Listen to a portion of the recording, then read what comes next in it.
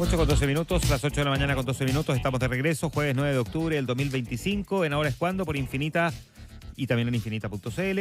Conversamos esta mañana con Bernardo Fontaine, encargado de Desafío 90, una de las figuras que ha estado acompañando al candidato José Antonio Kast. ¿Qué tal, Bernardo? Bienvenido, buenos días. Hola, muy buenos días. Muchas gracias por invitarme. ¿Está cómodo ahí, sentadito bien? ¿Todo? Está muy bien. Ya, vamos con pregunta facilita al tiro. Ya, dígame. ¿Cómo se bajan 6.000 millones del presupuesto? No se me para aquí hasta que me diga. Claro. Esa pregunta está buena. Sí. No la vi venir. Claro, la cifra no es una cifra antojadiza ni voluntarista. Es de verdad la cifra que Chile necesita para empezar a ordenar sus finanzas públicas. Y muestra una cosa muy importante, que es la voluntad, ¿no es cierto?, la convicción de José Antonio Kast de hacer cambios profundos para sacar a Chile de la decadencia. Habría sido mucho más fácil, ¿no es cierto?, buscar una cifra, digamos, más políticamente correcta.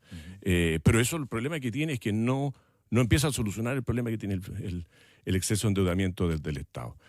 Entonces, esta cifra es una cifra que muestra la fortaleza de esta candidatura para enfrentar los problemas que existen. Se trata básicamente de eliminar el gasto político y de hacer un Estado más eficiente sin tocar el gasto social que beneficia a las personas más necesitadas. Lo que pasa es que no hay experto que diga que el gasto político puede equivaler ni siquiera a la mitad de esos 6.000 millones, que el gasto político no llega a las cifras de, no sé, 3.000 millones.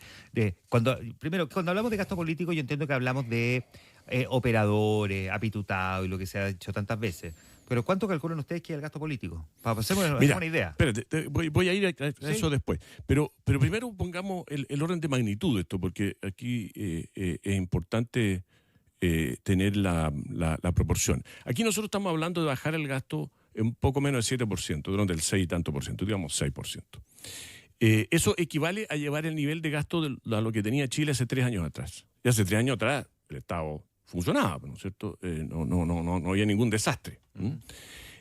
Segundo, para que los auditores lo dimensionen, es bueno hacer este ejemplo. Esto es como para que quien gana hoy día $1 millón de pesos tenga un problema de baja de ingresos, tenga que bajar sus gastos y lo baje en 7%, o sea, en 70.000 pesos al mes. Es doloroso, sí, es difícil, sí, porque aquí hay muchos grupos de interés que profitan del Estado. Pero bajar 70.000 pesos para alguien en esa situación es perfectamente posible. Todos hemos vivido ese tipo de ajustes, ¿no es cierto?, en nuestra propia vida. Ahora, si tú me preguntas ¿por qué esto es tan importante? Es porque al final, hoy día, si no hacemos esto, a futuro, no estoy hablando del próximo gobierno, más adelante, no son sustentables los beneficios sociales que tiene hoy día Chile. Por eso.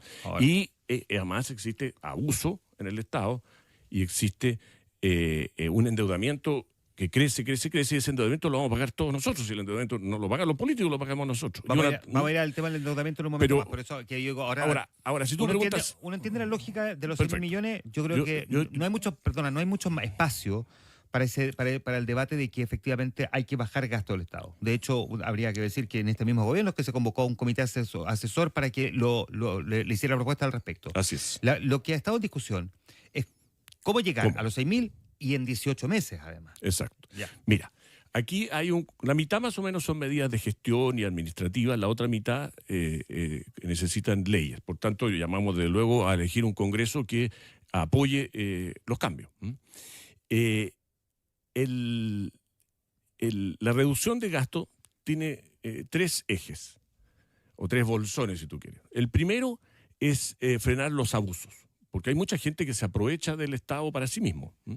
Ahí estamos hablando de las licencias médicas, ¿no es cierto?, falsas, tanto las que paga FONASA por empleados privados como las del sector público.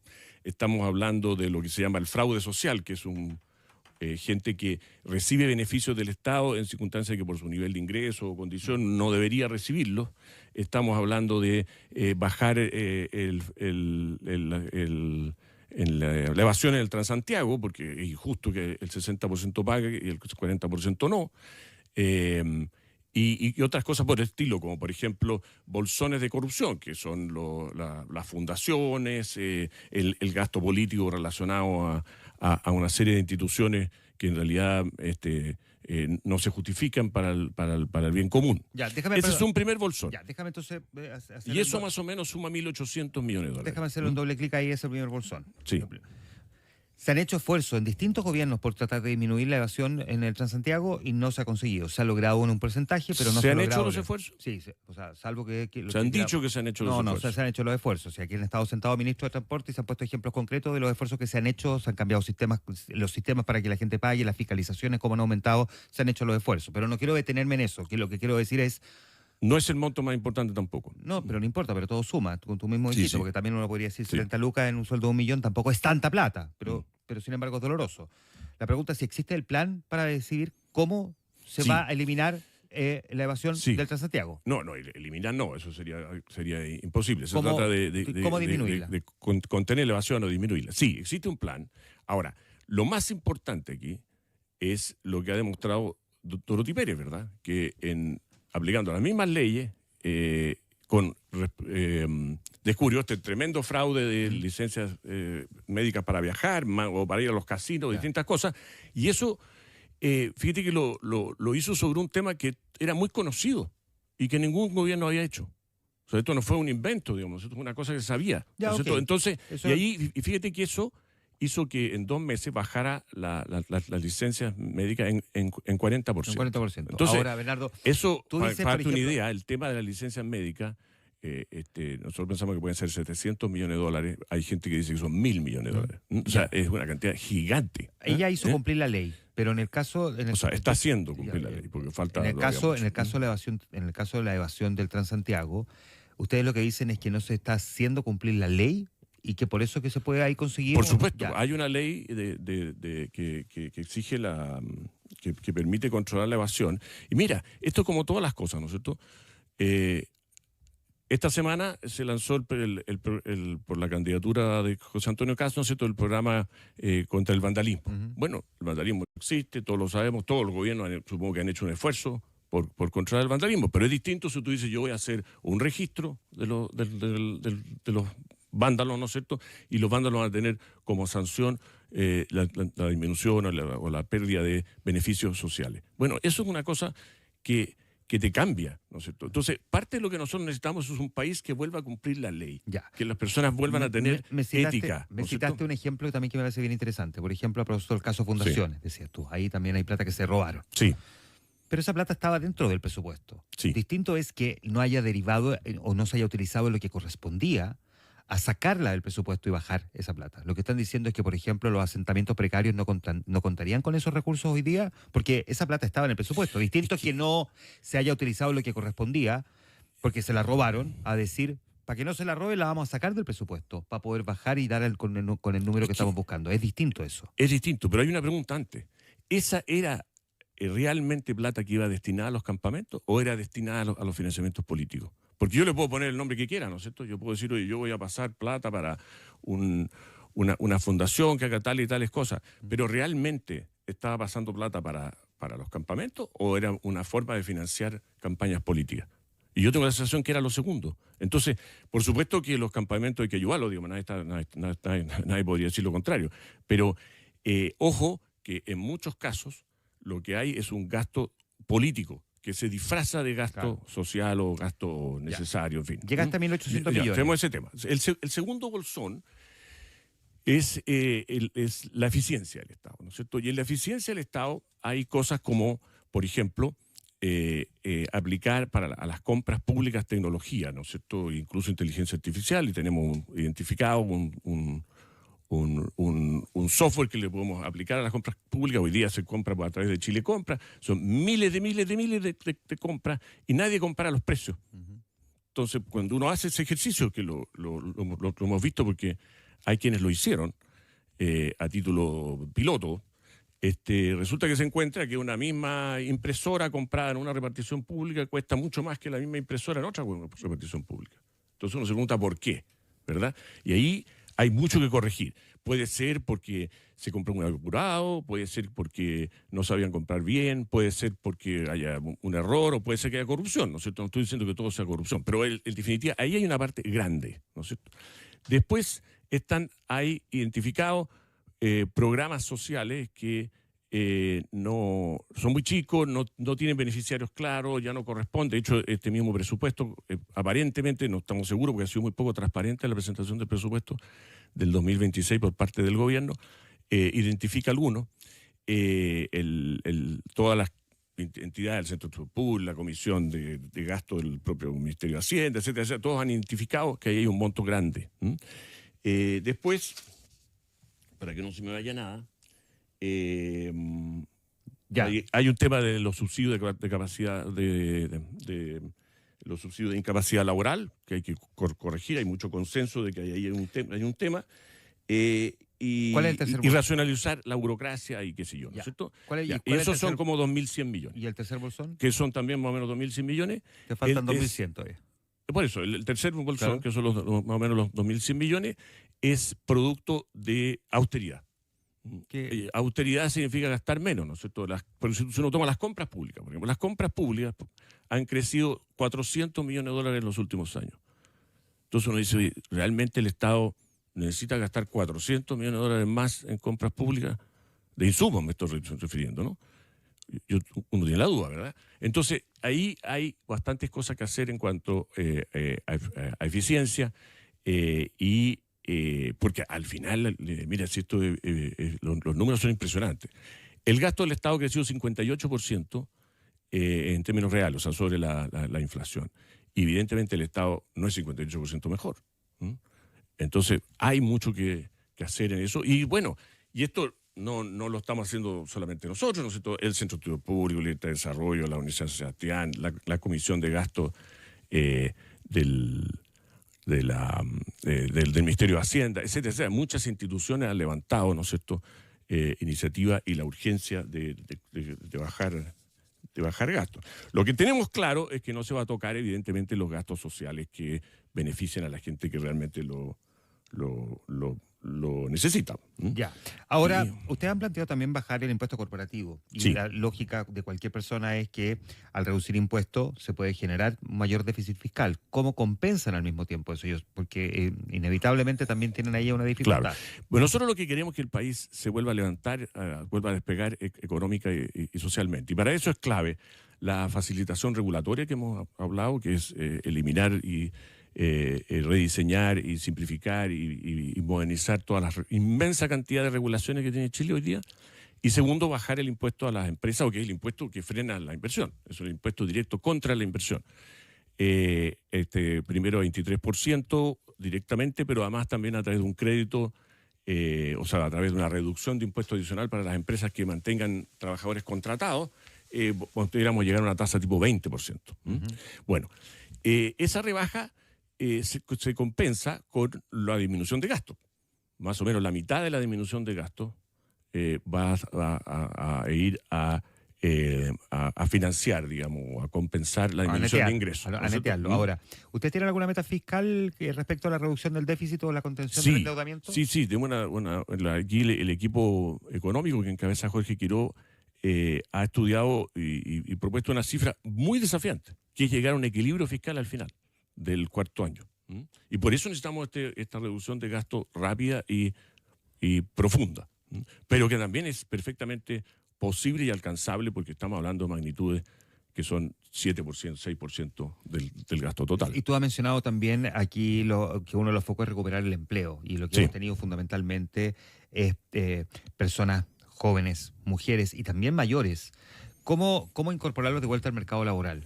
Bueno, nosotros pensamos de que primero hay que mover la inversión, ¿no? Que la inversión es la que genera empleo, es así de simple. Entonces lo primero que hay que hacer es eliminar toda la enorme permisología que tiene trabada las inversiones. Por supuesto hay que cuidar el medio ambiente, hay que tener regulaciones, no se trata de que no haya nada, ahora, pero sí que se hizo un avance ahí con un proyecto de ley de permisos sectoriales. Sí. ¿Iba en el camino correcto? Eso va en el camino correcto, pero es muy tímido. Ahora, eso sí es un tema que nos incide. ¿Qué es lo que es tímido? En el tema, porque mi responsabilidad es generar el plan Desafío 90, que son las acciones concretas los primeros 90 días de gobierno, que son básicamente temas de seguridad y temas económicos, ¿Ya? y la lista de espera, digamos, básicamente. Ya, ahora, Y, pero cuando tú dices que- entonces, dentro de eso... Espérate, pero que cuando bueno, tú dices muy tímido, porque si va en el camino correcto, muy tímido, ponme un ejemplo concreto de lo que harían y cómo lo harían para avanzar, para eliminar la tramitología o permisología? no. Nosotros, mira, lo que queremos, por ejemplo, y eso está en lo que vamos a hacer inmediatamente, si es que José Antonio Kast gana, evidentemente, es eliminar todas las guías ambientales. Las guías ambientales son unas guías que ha definido el Servicio de Evaluación Ambiental antes sí, porque sí, ¿no es cierto? Porque en el fondo esas no están en la ley, no son requisitos de la ley. Ujú. Entonces, esas que son 60 y tantas guías, resulta que han complejizado enormemente la aprobación de proyectos de inversión y producido casos verdaderamente ridículos de proyectos que están detenidos por razones absurdas, que hemos visto muchos casos. Sí. Entonces, eso tenemos que derogarlo. Tenemos que hacer que el Consejo de Ministros, por ejemplo, se reúna inmediatamente a discutir y eventualmente aprobar 7.000 millones de dólares que están ahí durmiendo en los cajones del Consejo de Ministros, digamos, porque este gobierno no ha querido discutirlo ni definir. ¿Cómo Entonces, equilibran la necesidad de agilizar las inversiones con la protección ambiental en proyectos que pueden ser sensibles? bueno, yo creo que hoy día no hay ninguna posibilidad de crecer contra el medio ambiente, ¿no es cierto? Uno tiene que crecer con el medio ambiente, ¿verdad? Y entonces, por supuesto que uno puede hacer toda la protección del ambiente necesaria, pero que sea racional. Lo que nosotros no queremos es que haya una especie de Far West, no, para nada. Lo que queremos es que se aplique racionalmente. Cuando hay un corredor de arañitas que detiene el Hospital del Cáncer, eso es un absurdo, ¿no es cierto? Cuando hay 4 árboles que detienen un proyecto de tierras raras que puede sacar de la pobreza una comuna complicada, es absurdo, es descriteriado, ¿no es cierto? Cuando hay un proyecto de un mall en Vitacura y inventan que hay una comunidad mapuche, cuando todos estudiamos en el colegio que no había mapuche en la zona central, ¿no es cierto? Y resulta que el director de CONADI no solo pide una ceremonia espiritual, que ya es absurdo, sino que además pide un año de trabajo para identificar el efecto en la comuna de Vitacura sobre los indígenas, que primero hay que encontrarlos, ¿no es cierto? Entonces, eso es parar un proyecto por pararlo, eso es buscar decrecer. Entonces, esas son las cosas que hay que eliminar. Ya. Y entonces eso hay que partir al tiro. También nosotros queremos revisar normas laborales, normas tributarias, que hay muchos reglamentos que se ha puesto y que está frenando y trabando. Hoy día necesitamos un Estado que ayude, no que sea un entorpecimiento para la actividad de los chilenos. Tiene que definir estas 90, acciones. O sea, no son 90 días, son las acciones de 90 días. Son 90 días, ya. Sí. Tú nos mencionaste la lista de espera, mucho Sí. más el tema de salud. Y este ha sido, digamos, un mal endémico, que Sí. literalmente en algunos casos desangra o mata. Sí. Porque hay gente que muere esperando y Sí. no lo... ¿Han logrado dar con la fórmula para poder disminuir? No eliminar, porque No. nadie ha hablado de eliminar en la No. campaña, pero sí de disminuir ostensiblemente las listas de espera. No, lo que uno busca es, digamos, eliminar, no sé si es la palabra correcta, pero es como el exceso de lista de espera, ¿no es cierto? Que la gente espere eternamente, por así decirlo. Mira, y bueno, y desde luego, porque todo hay que aclararlo, porque todo puede ser criticado en esto, lo que es el plan de acción en 90 días es empezar a hacer una cantidad de cosas. No podemos esperar que en 90 días vamos a solucionar todos los problemas, No, digamos, ni probablemente muy poco. Lo que queremos ahí, ¿no es cierto?, es declarar un estado de emergencia sanitaria. Y mediante ese que es lo que se hizo en el COVID. Y mediante ese decreto es posible agilizar enormemente la derivación de pacientes al sector privado. Y eso nos puede destrabar mucho el tema. Ahora, dentro de los 90 días, evidentemente hay temas legislativos, hay temas reglamentarios y hay temas de acciones de gestión, digamos, incluso de tipo de orden público. Bernardo, déjame llevarte un segundo. Hemos mirado harto respecto a lo que se quiere hacer. Sí. Miremos lo que podría ocurrir en segunda vuelta. Puede Sí. darse el escenario, como hace 4 años, de que José Antonio Kast pase a segunda vuelta, pero no como el candidato más votado, sino que el segundo más votado. Y que por lo tanto, para el sector de ustedes, se genere la idea de que eventualmente se repita el mismo escenario, ¿no? Que el que pasó segundo se convierta en presidente. ¿Ustedes tienen el temor de que eventualmente ocurra algo equivalente?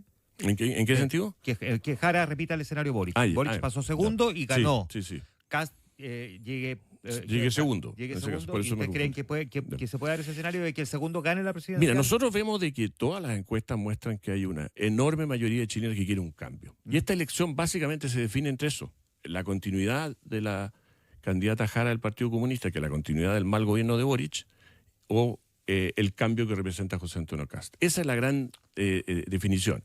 Cuando miramos a Jara y vemos el tema económico, por ejemplo, vemos que su principal asesor económico cree que subir la deuda al 50% no tiene mayor problema. No quiere bajar los gastos públicos, no tiene preocupación por el déficit fiscal, sigue insistiendo en subir los sueldos artificialmente, lo cual hasta el Banco Central le dijo que eso ya enterró esa idea. Quiere establecer un nuevo impuesto a las exportaciones y a las importaciones. Entonces, ese camino, por tomar las últimas ideas, porque si uno toma las ideas de hace unos pocos meses atrás, digamos, se queda con la nacionalización de minería y otra cantidad de cosas bastante locas. Entonces, esa es la continuidad, Jara. Y por otra parte está José Antonio Kast, que es el cambio, y este gobierno de emergencia para enfrentar decididamente la crisis de seguridad y económica y social. Ahora, ¿qué es lo que veo yo? Veo por un lado que la candidatura de José Antonio Kast es cada día más amplia y más abierta, ¿no es cierto? Y acoge cada vez más a sectores distintos de la oposición. Yo mismo no soy republicano y no tengo intención de serlo, digamos, no sé, yo soy de centro derecha, soy independiente, nunca he tenido un partido. Y me siento muy cómodo, muy convocado por una candidatura que dice, oye, nosotros vamos a estar en la segunda vuelta porque quien gane de oposición de la primera vuelta, cualquiera el que sea. Me siento muy convocado por una candidatura que no está dedicada a atacar a los primos, digamos, a los miembros de la misma coalición, sino que está convocándolos. Hoy, porque sí. hasta hace un año el Partido Republicano se refería a Chile Vamos como la derechita cobarde. Mira, yo no he visto pero tampoco seguía esto en detalle, pero yo no he visto una declaración de los dirigentes o una cosa oficial que haya hablado de derechita cobarde. Otra cosa que haya habido simpatizantes de republicanos que hayan dicho o no cosas. Sentado en el estudio Twitter, hace un año José Antonio Kast era lapidario con Chile Vamos. Entonces, bueno, sí, pero ojo. Pretender que no se les trató de esa manera sería tratar de barrer el problema bajo la alfombra. Yo pienso que es distinto. Yo pienso que ahora nosotros tenemos un enemigo o un adversario poderoso, que es una candidata comunista, que tiene todo el sector de izquierda unido y que tiene el gobierno a su favor y un gobierno que no tiene vergüenza para ocupar su poder en su propio beneficio. Frente a esa situación, toda la oposición tiene que unirse. Y tiene que unirse con el candidato que vaya punteando en las encuestas. Eso es lo que es razonable. Lo que es razonable es que en vez de que cada uno vote por quien quiera. Ya, pero Hernando, ¿cómo lo van a conseguir? Evelyn Matei decía ayer, me da miedo que pueda correr Kast mucho los límites si es que llegara a ser presidente. O sea, ¿cómo lo van a conseguir? En la práctica, ¿cómo van a conseguir ese respaldo? Pero mira, esto lo que ella dijo es totalmente contradictorio y por eso yo creo que es importante la consistencia. Y eso es una de las cosas que a mí me resulta atractiva de José Antonio Kast, la consistencia.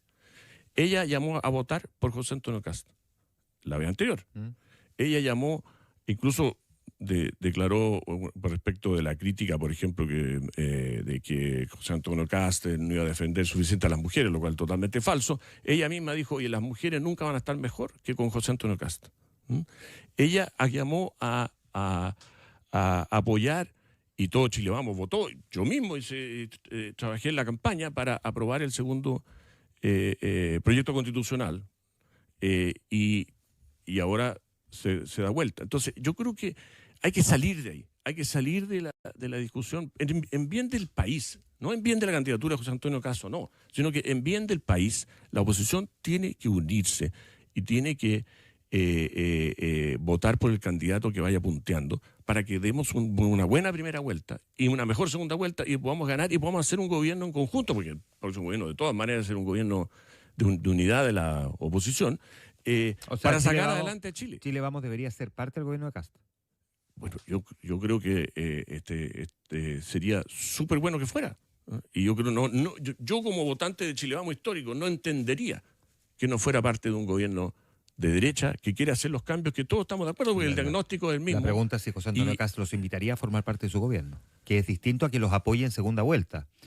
Porque una cosa es el respaldo de segunda vuelta. José Antonio Kast respaldó a Piñera en segunda vuelta, pero no formó parte de su gobierno. Por eso es que ¿José Antonio Kast está dispuesto a invitar a Chile Vamos a formar parte de su gobierno? Sí, por supuesto que sí. Y él ha avanzado en esa línea, ha avanzado en decir, mire, nosotros tenemos que hacer un gobierno de emergencia, aquí caben todos y necesitamos a todos. Y entonces yo creo que eso no hay ninguna duda. Ahora, creo que hay una prueba de fuego ahora, que es el presupuesto. El presupuesto del gobierno tiene ingresos imaginarios y por tanto genera gastos irresponsables. Y hay que entonces revisarlo muy bien, con mucho cuidado y bajar los gastos porque de nuevo nos vamos a ir a un despeñadero de déficit fiscal y aumento de la deuda gigante. Y ahora tiene la oportunidad la oposición y el desafío y el deber de trabajar juntos, ¿no? Porque al final esto se discute en el Congreso, donde tiene que trabajar los partidos de Chile Vamos con el resto de los partidos que están con José Antonio Kast. Y yo creo que ese trabajo va a ser una prueba de fuego y yo espero que todos los parlamentarios estén a la altura de no estar solamente en la discusión ahí en el caliente del partido de fútbol que se está jugando en los votos, sino que miren a Chile y saquemos a Chile adelante, porque tiene todo para despegar, pero tenemos que trabajar para eso. Bernardo Fontaine, muchas gracias por venir a conversar con nosotros esta mañana. Que esté muy bien. Muchas gracias. 8:30.